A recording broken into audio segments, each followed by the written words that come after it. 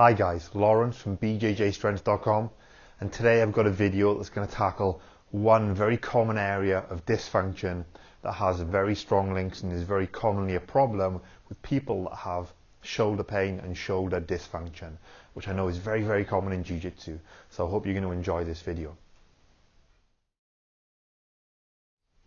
Now, the area that we're going to talk about today is the scapula, or more commonly the shoulder blade is the term that you may be more familiar with.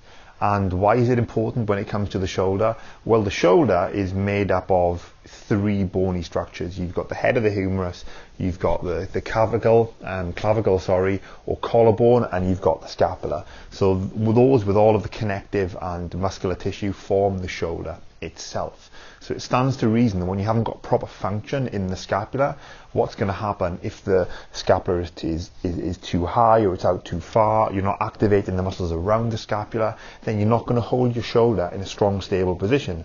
And the muscles that are meant to be doing the work and the connective tissue that's meant to be carrying the load through normal shoulder function are not. And it's the weaker, smaller muscles that end up getting stressed and strained when you haven't got proper scapular function.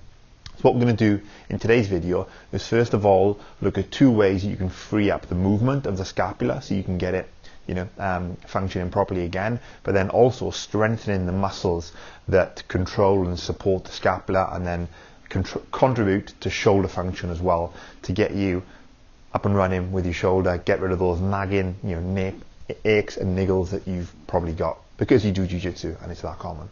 Let's get into it. Okay, we're going to start off with a bit of self-massage. I've got my trusty foam ball from Mobilitas, but you can use a softball, a lacrosse ball, a tennis ball, whatever you've got to hand.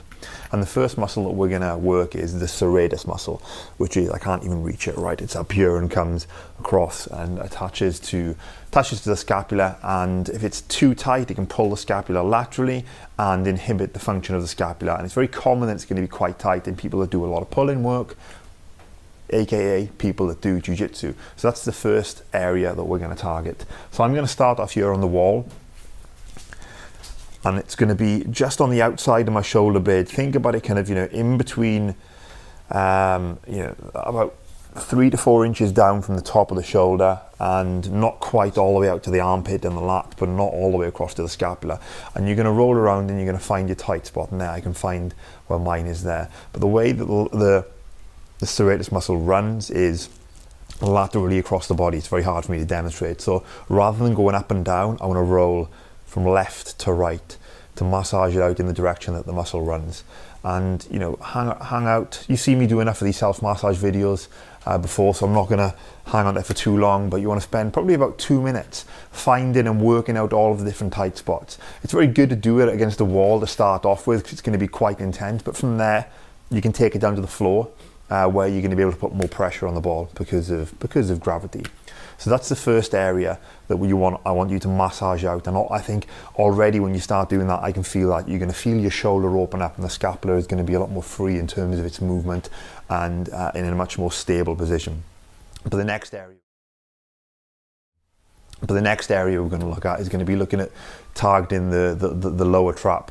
If we're in a hunched position all the time from jiu-jitsu, from texting, being on the computer, driving around, super common, I don't need to tell you that, then the trap is going to be in a shortened position. So one of the areas that I often find is going to be very tight is going to be kind of towards the lower trap. So I'm just to one side of the spine, I'm not on the spine, and I'm just finding a tight spot and rolling, in this case up and down in the direction of the way the trap works, or where the trap runs, and find that tight spot again, and just hang out when you find that it's sore and it's tight.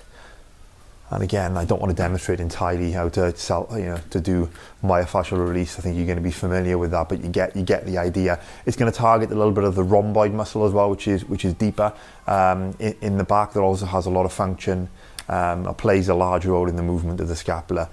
So that's an added bonus there. But the muscles I think are important to target in this case are going to be the serratus and the lower trap, to try and release those muscles. and instantly I can feel my right shoulder already feels loose after working on a computer all day. So those are the two things I want you to start with. It's going to be, massage on the serratus and massage on the trapezius muscle, particularly kind of the lower mid area of the trap. But stay with me, because this is just the first part of the puzzle. Freeing up some of these key areas is going to improve the movement of the scapula, but now we need to look at actually the function of those muscles and strengthening the muscles that support the scapula. So the first exercise is very simple.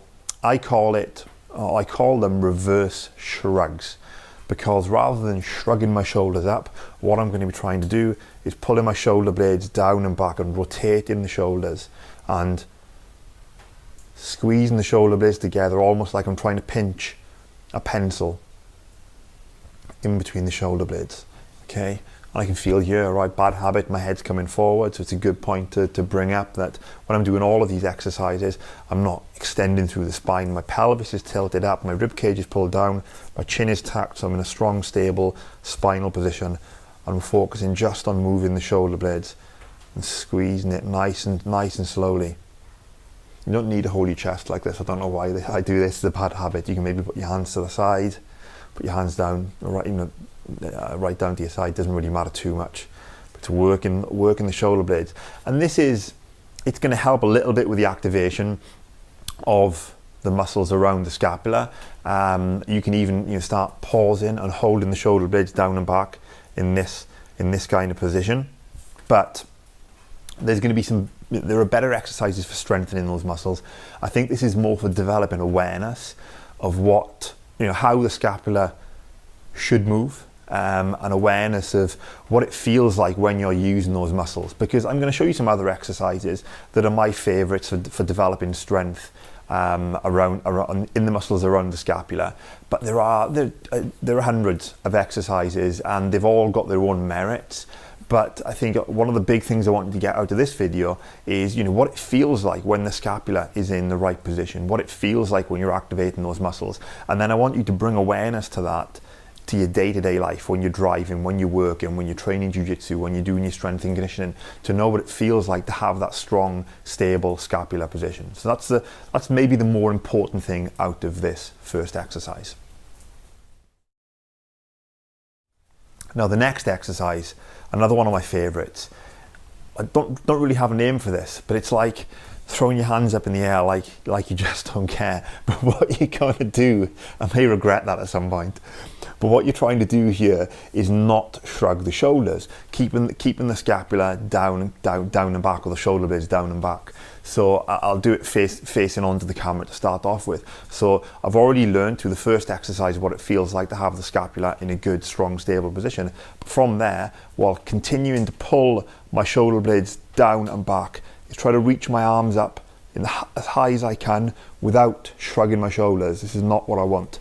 I want to keep those shoulder blades down and back. So you can, even if you find this really hard at the start, is go up, pull the shoulder blades down and come down this way. And commonly you'll see this performed against a wall. And then all the way up. And don't worry about getting really good overhead extension. This is not what this is about. This is about activating the scapula. So you'll probably find that you can't get your arms in as much as extension as you would normally, but you're really going to feel the muscles across the top of the back working. And I'll demonstrate what that may look like from the side. Again, I'm really big on this, and I'm sorry I repeat it all the time, but it's important. It's, these kind of exercises, if I start doing this stuff and really hyperextending my back, no good.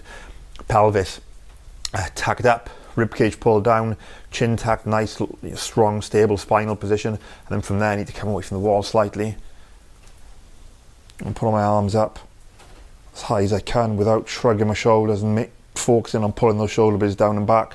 And there's little micro adjustments as I go. I'm halfway up, I've got to readjust the scapula slightly. And you notice I don't get my arms up as high as I maybe would otherwise, but that's okay for the purpose of this exercise. So that's a fantastic one. You probably want to do about 15 to 20 to 25 reps of this. It's relatively low intensity, and it's going to just teach you how to activate those muscles.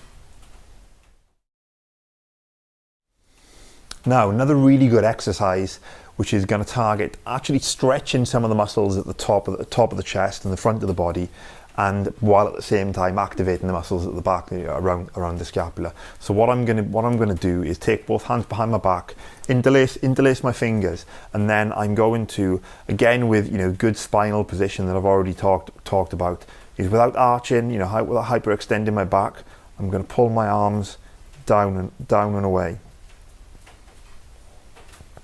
And you can feel that a little bit in the triceps with the contraction, but you should feel it in the muscles across the top of the back, around the scapula, and you should feel it the more you push down, stretch across the top. Because a big part of the problem that you may have with the shoulder that I don't want to dive into this video, but I want to quickly reference, is if you're in this position all the time, the tissue is likely to be very tight at the front of the body. So on top of the stuff we're going to do at the back of the body here, targeting a little bit on the front of the shoulders and chest is going to help as well. So this is one good exercise. I'm not going to demonstrate it. You can do other common exercises where you hold onto a door frame and open up the chest, but think about throwing that into the mix as well. But I don't want to go too far off topic for this video, but that's a good exercise that actually targets both. Now, I've intentionally saved the best till last, and the reason I say that this exercise is the best is, at least based on some of the research that I've read, being in a quadruped position on all fours is one of the best exercises for activating the muscles around the scapula.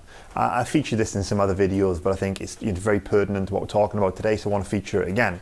And I want you to start off, first of all, in an all fours position. Try to have a nice right angle between the arm and the floor, the leg and the floor. Tuck the pelvis forward, rib cage down, neck nice and long, back of the neck nice and long. And I'm just, first of all, just rocking, placing my weight a little bit more on the arms than on the legs. And then from there, very similar to what you do in the first exercise, is moving the shoulder blade while you're placing pressure and weight through the arms. And this is going to be another more of an awareness exercise, a good way to warm up before we get into some of the more other intense pieces of this. But the next one is going to be, I'm going to bear my weight down on my arms. All of the things we're talking about here in terms of tucking the pelvis, rib cage down, long in the back of the neck, pull those shoulder blades down and back, and I'm just pressing away at the floor, which you can't see at all, obviously, but you're going to feel that, and it's surprising when you focus on pulling those shoulder blades down and back, keeping the good strong spinal position, and really pulling those, I say shoulder blade and scapula, I switch between the two, apologies, but you know what I mean. It's amazing how much that may look like it's a push-in strength exercise, how much it activates the muscles around the scapula. But then we can build on that a little bit further by setting up in the same position, all of the same cues that we just talked about, and then from there come onto my toes. So it's going to be a little bit more weight on the hands, and you can rock back and forth, you can move around just to make it a little bit more dynamic as you build up to it. But again, just pushing away at the floor is going to be a really great exercise for developing strength around the scapula, and that's actually one of my favorites. But I think it's good to build up to that one over time after you've got used to some of the other exercises. And the other reason I particularly like this exercise is that when we're bearing weight through the wrist, the elbow, and into the shoulder, it's a lot more applicable to sport in general, but particularly in jiu-jitsu, because we do so much posting off the floor or off our opponent. So you're developing strength in the scapula and stability through the shoulder in more ways than just moving and strengthening the scapula like we did in some of the exercises. So guys, I hope you've enjoyed this video. I think it's a really good place to start when you've got just shoulder niggles and shoulder problems. The shoulder is a complex joint, so I don't promise this is going to be the one solution for everything. I don't think there ever is one solution for everything. For example, I think hanging from a pull-up bar is another great exercise you can build up to when your shoulder feels up to it. But I think for most people, these kind of exercises, even if you haven't got shoulder problems, I spend a lot of time on strengthening the muscles around the scapula. So if you have got shoulder problems, absolutely I would invest the time in doing these exercises 2 or 3 times a week. And let me know in the comments, guys, what you think of this video. If any of this stuff's helped, make sure you subscribe to the video, share it out to friends, all that good stuff. But otherwise, I really appreciate you taking the time to watch this, and I'll see you next time.